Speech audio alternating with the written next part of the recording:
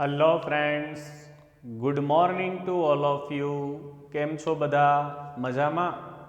આજે આપણે તો કે જે આપણા ગ્રામેટિકલ પોઈન્ટ છે એમની અંદર જે આપણા મુખ્ય ત્રણ કાળ છે, ભૂતકાળ, વર્તમાન અને ભવિષ્ય, એમની અંદર વર્તમાન કાળની અંદર એમનો પ્રથમ પ્રકાર છે ધ સિમ્પલ પ્રેઝન્ટ ટેન્સ, એટલે કે સાદા વર્તમાન કાળ વિશે અભ્યાસ કરવા જઈ રહ્યા છીએ. તો આપણા જે ત્રણ કાળ અને એમની અંદર જે ક્રિયા થવાનો સમયગાળો અલગ અલગ, એટલે એમને ચાર વિભાગોમાં વહેંચવામાં આવેલા છે: સિમ્પલ, કન્ટિન્યુઅસ, પરફેક્ટ અને કન્ટિન્યુઅસ પરફેક્ટ. એટલે કે સાદા કાળ, ચાલુ કાળ, પૂર્ણ કાળ અને ચાલુ પૂર્ણ કાળ. એમાં વર્તમાન કાળનો પહેલો પ્રકાર એટલે કે ધ સિમ્પલ પ્રેઝન્ટ ટેન્સ, સાદો વર્તમાન કાળ. સામાન્ય રીતે દરેકની અંદર કોઈ એની પર્ટિક્યુલર ડેફિનેશન હોય છે, એટલે કે એની ચોક્કસ વ્યાખ્યા હોય છે. પરંતુ સાદો વર્તમાન કાળ એક એવો છે કે જેમની અંદર તો કે ખાસ કરી અને એમના જે ડિફરન્ટ યુઝીસ છે, એટલે કે જુદા જુદા ઉપયોગો છે, તેને ધ્યાનમાં રાખી અને આપણે ડિસાઇડ કરી શકીએ છીએ, જે તમને તમારી સ્ક્રીન પર જોવા મળે છે. તો આપણે આપણા અભ્યાસની શરૂઆત કરીએ તે પહેલાં મિત્રો એક ખાસ તમને એક મહત્વની વાત એ જણાવું છું કે દરેક મિત્રો કે જે આ વિડીયો જુએ છે એમણે ખાસ વિડીયો છે તેને અને એમની અંદર આપણે સમજી રહેલા પોઈન્ટને પૂર્ણ રીતે સમજવા માટે જે વિડીયો છે એ અંત સુધી જોવો જરૂરી છે. એટલે કે દરેક મિત્રો છે એમને ખાસ એ આગ્રહ રાખું છું એમની પાસેથી કે વિડીયો છે એ અંત સુધી જુઓ, જેથી કરી અને તમે આ પોઈન્ટ છે એમની સંપૂર્ણ માહિતી છે એ વ્યવસ્થિત રીતે મેળવી શકો.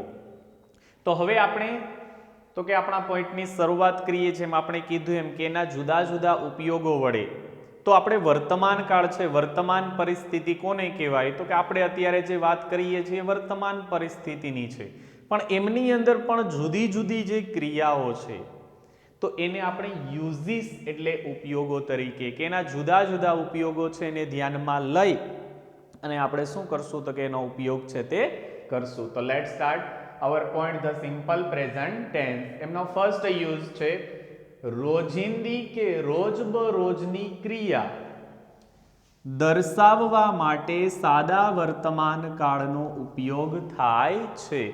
રોજિંદી કે રોજબરોજની ક્રિયા, તો રોજિંદી ક્રિયા કોને કહી શકાય? આપને ખ્યાલ છે, રોજ જમવું, ત્યારબાદ રોજ સમયસર સૂવું, રોજ કોઈ પણ રમત છે એ રમવી, રોજ ટીવી છે એ જોવું, રોજ હોમવર્ક કરવું, રોજ ભણવું.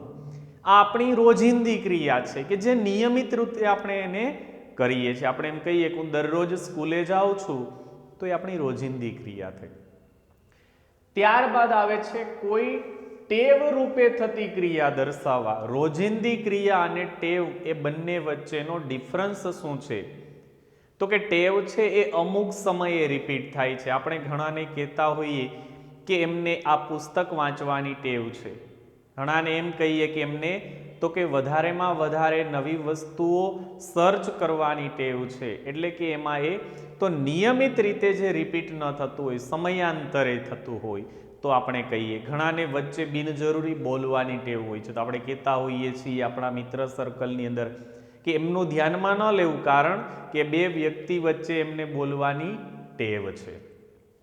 તો આવી કોઈ પણ પરિસ્થિતિ હોય તો એ આપણે દર્શાવી શકીએ છીએ સાદા વર્તમાન કાળની અંદર. ત્યારબાદ આવે છે સનાતન સત્ય, જેને આપણે ઇંગ્લિશમાં યુનિવર્સલ ટ્રુથ કહીએ છીએ. સનાતન સત્ય કોને કહેવાય? તો કે સૂર્ય છે એમનું પૂર્વમાં ઉગવું, પશ્ચિમમાં આથમવું, પૃથ્વી છે ગોળ છે એવું આપણે કહીએ છીએ.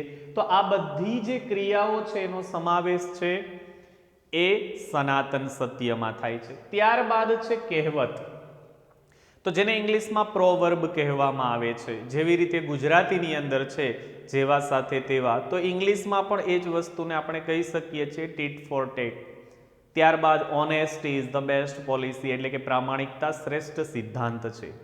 તો આ હંમેશા વર્તમાન કાળની અંદર બોલાય છે અથવા લખાય છે. ત્યારબાદ ગણિત વિજ્ઞાનના સિદ્ધાંતો, ગણિતના સૂત્રો હોય કે વિજ્ઞાનના જે નિયમો હોય કે જે વસ્તુ શોધાઈ ગયેલી છે એનો ઉપયોગ છે એ વારંવાર નિયમિત રૂપે વર્તમાન કાળમાં થાય છે, એમાં કદાચ સુધારો થાય પણ એમાં ક્યારેય બદલાવ છે એ આવતો નથી, તો એમનો ઉપયોગ છે એ પણ હંમેશા વર્તમાન કાળમાં થાય છે. આપણે એમ કહીએ કે પાણી છે એ આટલા ટૂંકમાં ટેમ્પરેચરે ગરમ થાય છે, તો એ વસ્તુ છે એ આપણે દર્શાવી શકીએ કે એ વિજ્ઞાનના સિદ્ધાંતોની અંદર આવે છે.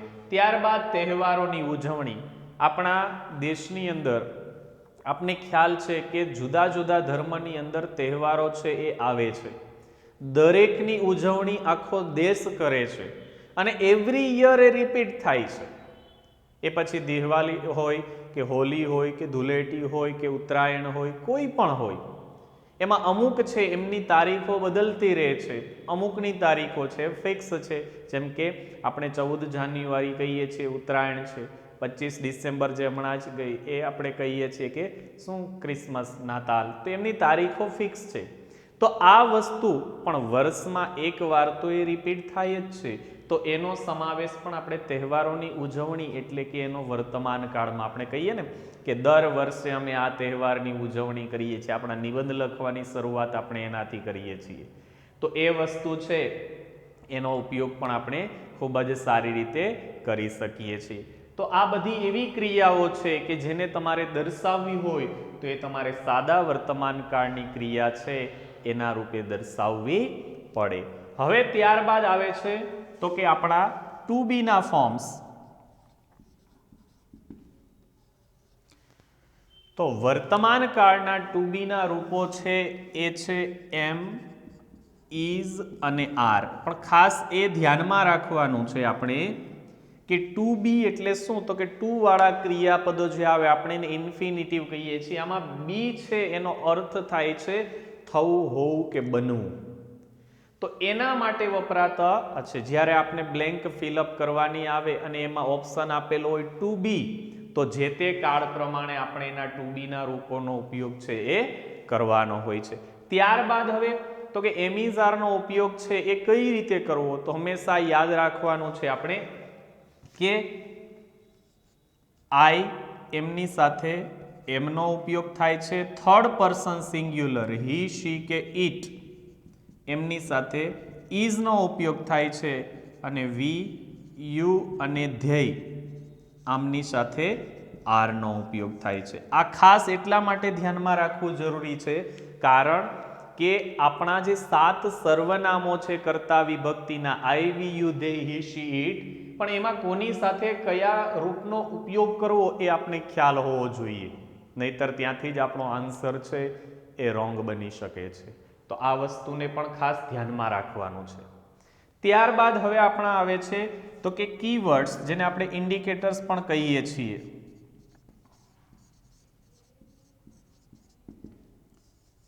તો આપણે કીવર્ડ્સ છે એમનો ઉપયોગ છે એ વર્તમાન કાળને ધ્યાનમાં રાખીને કરવાનો છે.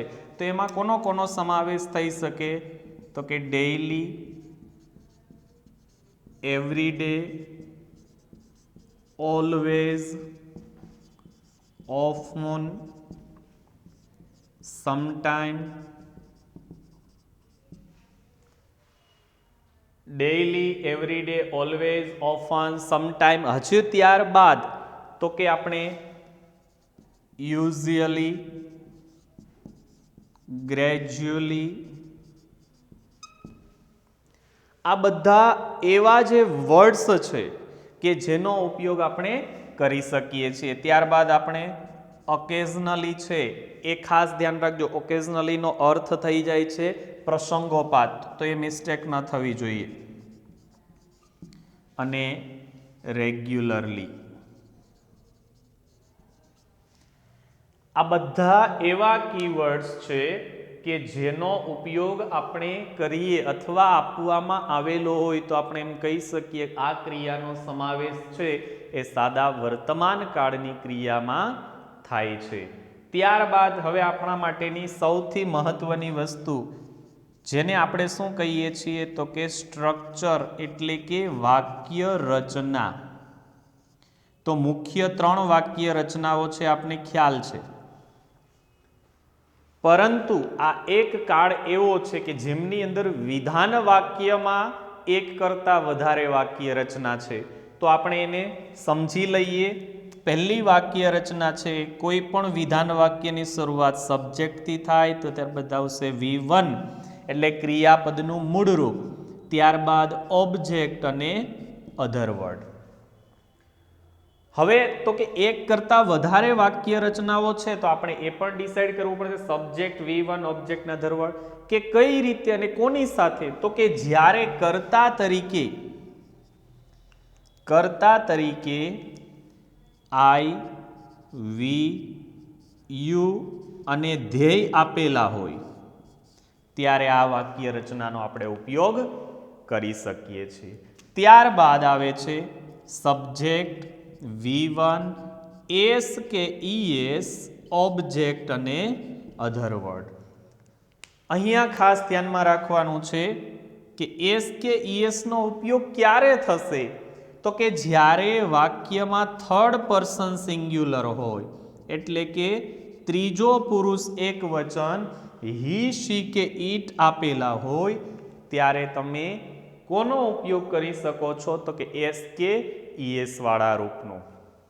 થર્ડ નંબર છે એમની અંદર સબ્જેક્ટ ટુ બી પ્લસ, હવે સીધું V1 લખવાની જરૂરિયાત રહેશે નહીં, ઓબ્જેક્ટ અને અધર વર્ડ. હવે ટુ બી એટલે શું અથવા કોણ તો કે ટુ બી એટલે એમ ઇઝ આર. તો આમનો ઉપયોગ ક્યારે કરવાનો છે તો કે આમનો ઉપયોગ છે એ જ્યારે કોઈ પણ વ્યક્તિ છે એનું અસ્તિત્વ દર્શાવવું હોય અથવા એમના વ્યવસાય વિશેની વાત કરવાની હોય ત્યારે ટુ બીના રૂપોનો ઉપયોગ થાય છે. ખાસ કરીને આ 3 વાક્ય રચનાને ધ્યાનમાં રાખવાની છે કે જ્યારે ક્રિયાપદના મૂળરૂપ વાળું વાક્ય આવે ત્યારે એમાં I, V અથવા યુ અથવા ધ્યેય આપેલા હોય છે. જો એસ કે ઈએસ નો ઉપયોગ થાય ત્યારે હી, શી, ઈટ આપેલા હોય છે અને ટુ બી ના રૂપ કીધેલું હોય તો એ વ્યક્તિની ઓળખ અથવા અસ્તિત્વ. આપણે એમ કહીએ ને કે હું શિક્ષક છું તો આપણે કહીએ ને I am a teacher, તો એમનો ઉપયોગ થાય છે. તેણી ડોક્ટર છે, સી ઇઝ અ ડોક્ટર. અહીંયા તમે જુઓ એના પ્રોફેશન વિશેની વાત કરેલી છે તો ત્યાં ટુ બી ના રૂપોનો ઉપયોગ થયેલો છે. એટલે ખાસ ધ્યાનમાં રાખવાનું છે કે સાદો વર્તમાન કાળ હોય, વિધાન વાક્ય હોય ત્યારે જો I, V, U ધ્યેય વાળું વાક્ય હોય તો એ ક્રિયાપદના મૂળરૂપ વાળું હોય છે. જો એ હી, શી, ઈટ વાળું હોય તો એ એસ કે ઈએસ વાળું રૂપ હોય છે અને ટુ બી ના ફોર્મ વાળું હોય તો એ કાં તો વ્યક્તિનું અસ્તિત્વ અથવા એમના વ્યવસાય વિશેની વાત કરે છે. હવે ત્યારબાદ તો કે નેગેટિવ સેન્ટેન્સ. તો ખાસ ધ્યાનમાં રાખવાનું છે કે આમના ટુ બી ના રૂપો છે એમ ઇઝ આર, પરંતુ બધી જગ્યાએ એનો ઉપયોગ થતો નથી. તો જ્યારે આપણે નેગેટિવ સેન્ટેન્સ બનાવીએ ત્યારે એમના હેલ્પિંગ વર્બનો ઉપયોગ થશે ડુ, ડઝ, પછી not, V1 object, other word. અહીંયા તમે જોઈ શકો છો ખાસ કે જ્યારે એમ ઇઝ આર નો ઉપયોગ થાય ત્યારે ડુ, ડઝ કે પછી કોઈ પણ ક્રિયાપદનો ઉપયોગ થતો નથી. જ્યારે મૂળ રૂપનો ઉપયોગ થાય અથવા એસ કે ઈએસ વાળા રૂપનો ઉપયોગ થાય ત્યારે એમ ઇઝ આર કે ડુ, ડઝ નો ઉપયોગ થતો નથી. અને જ્યારે ડુ, ડઝ નો ઉપયોગ થાય ત્યારે એમ ઇઝ આર કે પછી એસ કે ઈએસ વાળા રૂપનો ઉપયોગ કરી શકાતો નથી. આ ખાસ ધ્યાનમાં રાખવાનું છે જેથી કરીને કોઈ પણ વસ્તુ છે એ મિક્સ ન થાય. ત્યારબાદ ઇન્ટ્રોગેટિવ સેન્ટેન્સ. તો એમની અંદર માત્ર ઓર્ડર ચેન્જ થાય છે, ડુ, ડઝ છે કેપિટલ થઈ જશે. ત્યારબાદ subject, V1 object, other word અને ક્વેશ્ચન માર્ક. અહીંયા પણ તમે જોઈ શકો છો કે એસ કે ઈએસ નો ઉપયોગ વિધાન વાક્યમાં ત્રીજો પુરુષ એક વચન હી, સી, ઈટ હોય ત્યારે થાય છે અને એક WH માં હુ વાળા વાક્યમાં થાય. આ સિવાય કોઈ પણ જગ્યાએ એસ કે ઈએસ નો ઉપયોગ થતો નથી. આ ખાસ ધ્યાનમાં રાખવાનું. હવે આ 3 વાક્ય રચના પછી આવે છે આપણા WH સેન્ટેન્સ.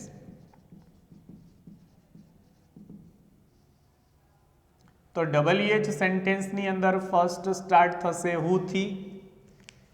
તો હુ વડે ક્વેશ્ચન પૂછવામાં આવે તો આપને ખ્યાલ છે સબ્જેક્ટ ન હોય તો આપણે શું કરવાનું છે તો કે સીધું ક્રિયાપદનું મૂળરૂપ અને SKES વાળું. પણ કેવું તો કે SKES વાળું, પછી ઓબ્જેક્ટ, અધર વર્ડ અને ક્વેશ્ચન માર્ક. તો આ બે વસ્તુને ખાસ ધ્યાનમાં રાખવાની છે. એક અહીંયા SKES વાળું રૂપ આવે છે અને એક અહીંયા આવે છે, તો જેથી કરી અને કોઈ વસ્તુ છે એ મિક્સ ન થાય. નેક્સ્ટ આવે છે વોટ. તો વોટ વડે ક્વેશ્ચન પૂછવાથી આપણે શું મળે તો કે નિર્જીવ કર્મ. તો એ આપેલું હશે નહીં. તો ફર્સ્ટ ઓફ ઓલ આવશે વોટ. ત્યારબાદ હવે તો કે ફરી પાછા do does, subject V1, other word અને ક્વેશ્ચન માર્ક. નેક્સ્ટ નંબર આવે છે વિચ. તો વિચ વડે ક્વેશ્ચન પૂછવાથી આપણે શું મળે તો કે આપણે ચોઈસ મળે છે. તો એ પણ આપણે કર્મ રૂપે જ મળે છે. તો વિચ પછી આવશે ચોઈસ, ત્યારબાદ do does, subject V1, other word અને ક્વેશ્ચન માર્ક. નેક્સ્ટ નંબર આવે છે હાઉ મેની. તો હાઉ મેની છે એની સાથે શું આવે એ ખાસ ધ્યાનમાં રાખવાનું છે. તો કે એની સાથે આવે કાઉન્ટેબલ થિંગ્સ, ગણી શકાય તેવા બહુવચન અથવા એકવચન નામ. ત્યારબાદ આવશે do does, subject V1, object આપને મળશે કાઉન્ટેબલ થિંગ્સ, એટલે અહીંયા લખીએ તો પણ ચાલે અને ન લખીએ તો પણ ચાલે. ત્યારબાદ આવશે હાઉ મચ. તો હાઉ મચ વડે ક્વેશ્ચન પૂછવાથી આપને શું મળે તો કે આપને આન્સર રૂપે એટલે કે કર્મ રૂપે મળશે અનકાઉન્ટેબલ થિંગ, જે સામાન્ય રીતે એક વચનમાં હોય છે, દ્રવ્ય અથવા પ્રવાહી રૂપે. પાણી છે, ઓઇલ છે, કેરોસીન છે, ચા છે, કોફી છે, દૂધ છે, દહીં છે. આ બધી એવી વસ્તુ છે કે જેનો સમાવેશ છે એ એક વચનમાં થાય, કારણ કે એનો ઉત્તર છે એ અનિશ્ચિત આવે, થોડું વધારે ઓછું નહિવત. ત્યારબાદ બાકી કોઈ વાક્ય રચના છે બંનેની, એમાં ડિફરન્સ જોવા મળતો નથી. હવે તો કે આ આપણી 5 વાક્ય રચના ફિક્સ થઈ, હુ થી લઈ અને હાઉ મચ સુધીની. દરેક કાર્ડની અંદર તમને આગળ જોવા મળશે કે 5 વાક્ય રચનાઓ આપણે ફિક્સ કરેલી છે. તો બાકીના WH પણ છે. તો એમાં whose છે એમની વાક્ય રચના આપણે which સાથે કમ્પેર કરી શકીએ. હાઉ લોંગ, હાઉ ફાર છે એ આપણે હાઉ મેની, હાઉ મચ સાથે કમ્પેરિઝન કરી શકીએ.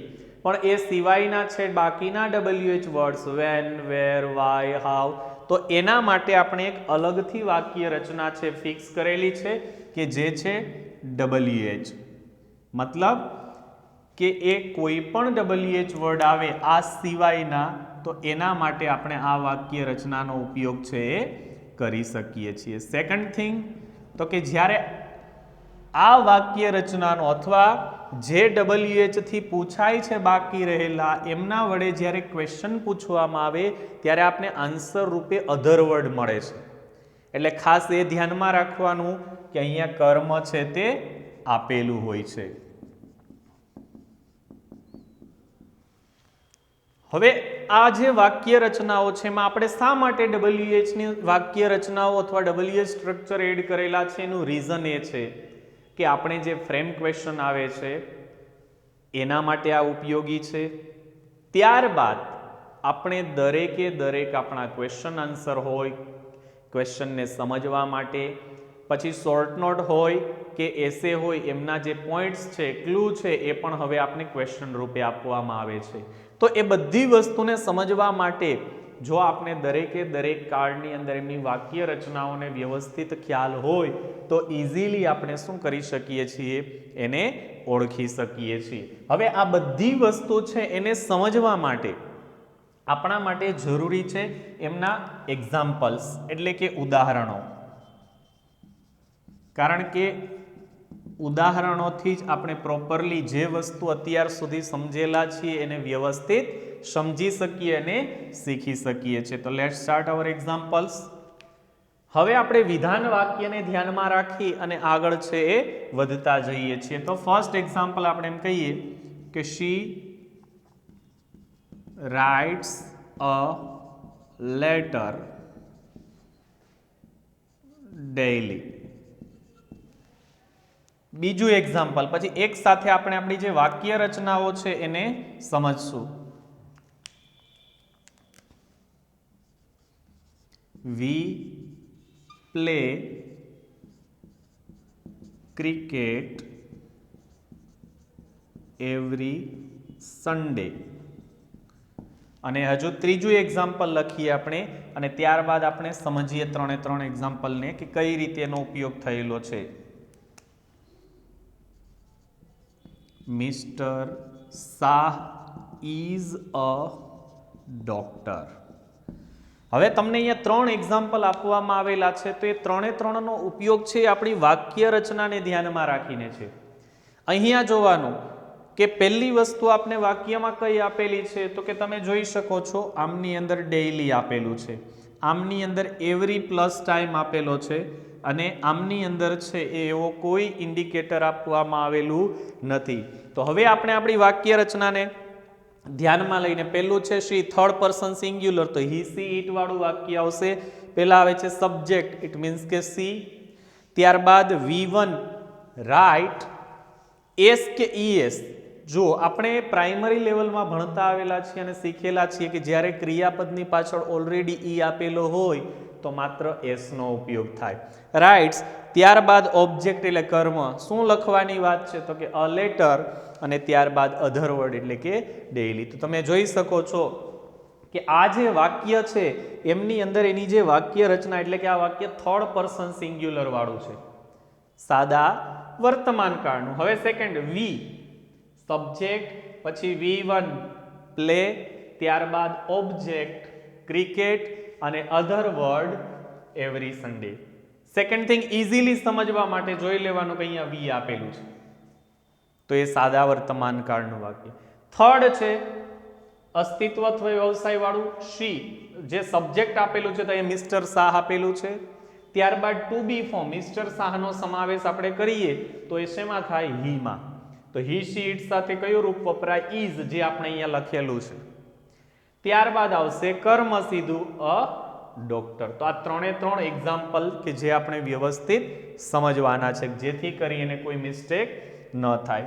હવે ત્યારબાદ આપણે તો કે નેગેટિવ સેન્ટેન્સને એ બધા લઈએ એ પહેલા આપણે અહીંયા જે ડિફરન્ટ યુઝીસ હતા એને પણ ધ્યાનમાં રાખી અને આપણે અમુક એક્ઝામ્પલ છે તે લખી શકીએ છીએ અને સમજી શકીએ છીએ. તો આપણે એમ કહીએ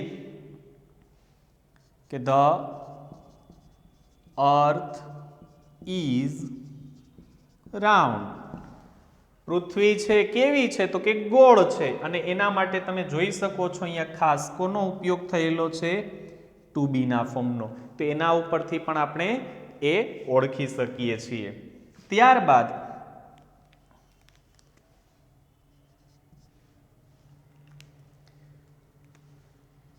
the sun always rises in the east. કે સૂર્ય છે એ હંમેશા પૂર્વમાં ઉગે છે. પણ અહીંયા એક વસ્તુ એ ધ્યાનમાં રાખવાની છે કે આપણે વાક્ય રચનામાં અધર વર્ડ ઇન્ડિકેટર રૂપે લાસ્ટમાં હોય છે, પણ અમુક એવા પણ હોય છે કે જે તમે જોઈ શકો છો કે અહીંયા વચ્ચે આપેલા છે. સેકન્ડ થિંગ ધ સન આપેલું થર્ડ પર્સન સિંગ્યુલર, ઇટની અંદર સમાવેશ કરીએ તો તમે એ જોઈ શકો છો ક્રિયાપદ રાઇઝ છે ને એની પાછળ એસ કે ઈએસ નો ઉપયોગ થયેલો છે. તો આ સનાતન સત્ય વાક્ય છે, તો આ બધાનો ઉપયોગ કરી શકીએ છીએ. ત્યારબાદ આપણે કોઈ કહેવત લઈએ તો આપણે એમ કહી શકીએ કે honesty is the best policy.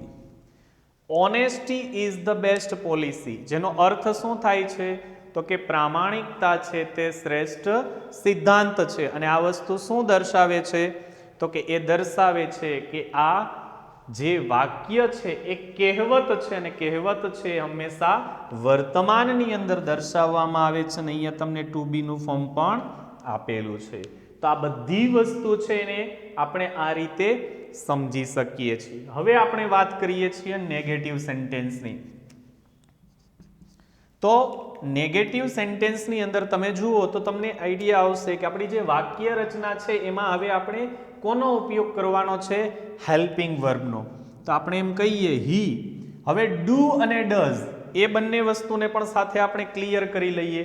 તો ખાસ ધ્યાનમાં રાખવાનું, હું અહીંયા દર્શાવી દઉં છું કે જ્યારે વાક્ય છે એ નકાર હોય અથવા WH હોય અને એમાં જો આઈવી યુધેયનો સમાવેશ થતો હોય તો એની સાથે ડુનો ઉપયોગ થશે.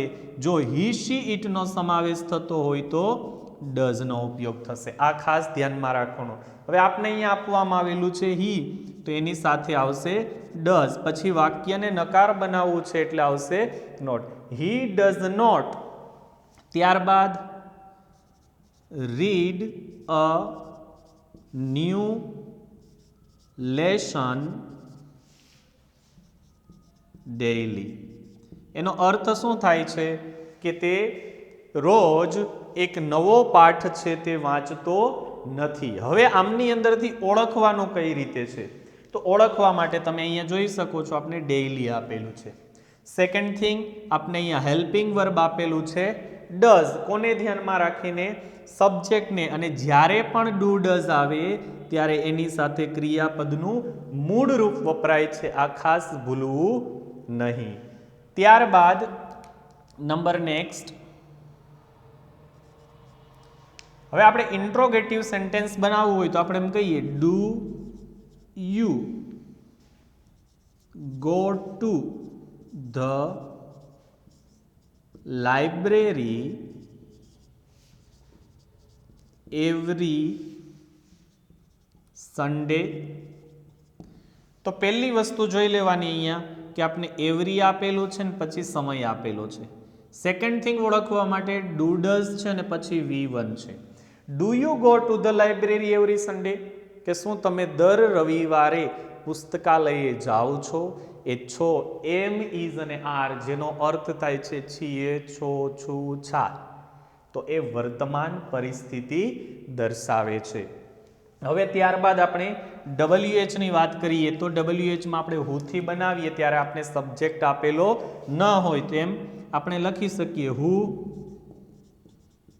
Teaches you English every year. તો અહીંયા તમે એક વસ્તુ એવરી ડે છે એમાં પછી તમે કોઈ પણ સમય છે એ સાથે એડ કરી શકો છો. કદાચ ક્લિયર ન થાય તો હું અહીંયા અલગથી તમને સાથે લખી દઉં છું કે એવરી પ્લસ. હવે તમે કોઈ પણ જે વર્ડ છે બરાબર છે એ ખાસ ધ્યાનમાં રાખીને લખી શકો એમ કે ડે છે, વીક છે, મંથ, યર અને ટાઈમ. આ એટલા માટે અલગથી એડ કરેલા છે. કદાચ તમને અહીંયા આ વસ્તુ સમજવામાં ક્લિયર ન થતી હોય તો અહીંયાથી થઈ જશે કે એવરીની સાથે તમે કોઈ પણ શબ્દ છે એ સમય રૂપે એડ કરી શકો છો. જેમ તમને અહીંયા આપવામાં આવેલું છે every year. Second thing, Houthi બનાવેલું છે. તમે જોઈ શકો છો કે ક્રિયાપદનું મૂળ રૂપ છે ટીચ. તો એ આપણા જે પહેલા નિયમો છે પ્રાથમિકમાં ભણતા એ જ એસ ને એસએચ ને એસએક્સ ને સીએચ ને એ આવતા હોય તો ક્રિયાપદની પાછળ એસકેઈએસ નો ઉપયોગ થાય. Who teaches you English every year? તમને દર વર્ષે અંગ્રેજી કોણ ભણાવે છે? તો એ આપણે હુથી એ એક્ઝામ્પલ છે તે ઇઝીલી લખી શકીએ છીએ. હવે ત્યારબાદ આપણે નેક્સ્ટ નંબર તો કે વોટ થી બનાવવું છે. તો આ રીતે આપણે what do you do daily? What do you do daily? તમે રોજ શું કરો છો? તો એ જે પણ કાર્ય હશે એ શું દર્શાવશે? તો કે એ આપને વર્તમાન પરિસ્થિતિ છે અને સાથે એ નિર્જીવ કર્મ દર્શાવે છે. ડેઈલી ઉપરથી ખ્યાલ આવશે. હવે અહીંયા ઘણાને વિચાર આવશે કે એક કરતાં વધારે ડુ છે. યાદ રાખવાનું કે આ ફર્સ્ટ ડુ છે આપણી વાક્ય રચના પ્રમાણે એ હેલ્પિંગ વર્બ છે. જ્યારે સેકન્ડ નંબર ડુ છે એ આપને આપવામાં આવેલું છે V1. આમનો અર્થ થાય છે કોઈ કાર્ય કરવું. એટલે ખાસ એ કન્ફ્યુઝન ન થાય એના માટે એ ધ્યાનમાં રાખવાનું છે. હવે આપણે વિચથી બનાવીએ તો સાથે શું આવવું જોઈએ? ચોઇસ. તો ફર્સ્ટ ઓફ ઓલ વિચ. ત્યારબાદ ચોઇસમાં આપણે કોઈ પણ વસ્તુ યુઝ કરી શકીએ છીએ. Which pen does your sister regularly? Which pen does your sister use regularly? તો અહીંયા જુઓ, ડઝ યોર સિસ્ટર પછી ક્રિયાપદ છે એ આપણે એડ કરવું પડશે.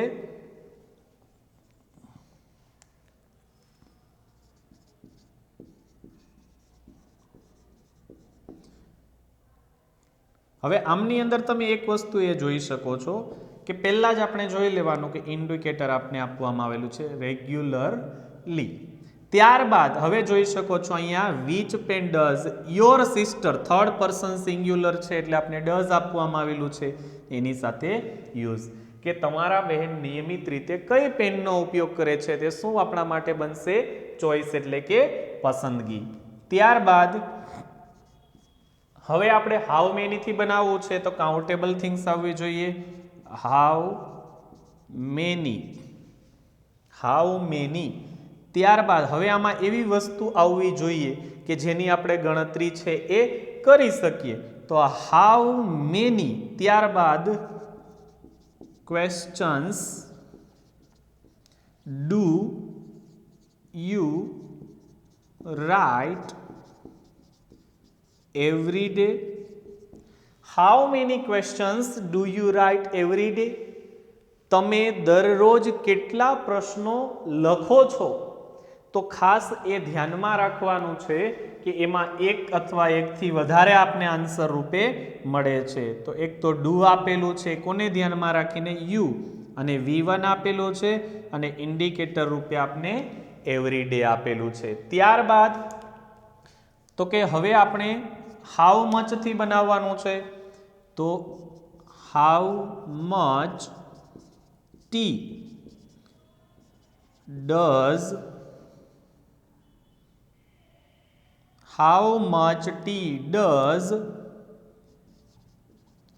Rima drink daily? How much tea does Reema drink daily?